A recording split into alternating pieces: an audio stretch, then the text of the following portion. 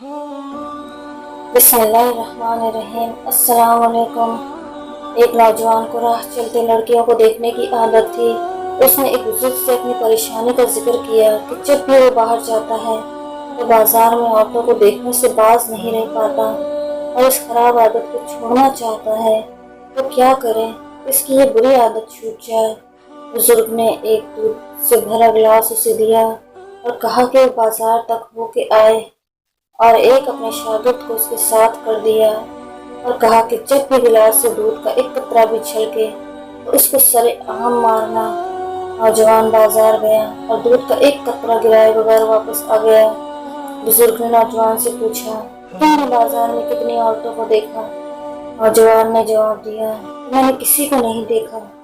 मेरी सारी तवज्जो दूध के गिलास पर मरकूज थी और मैं डर रहा था कि दूध का कतरा गिरा तो सबके सामने मेरी पिटाई हो जाएगी।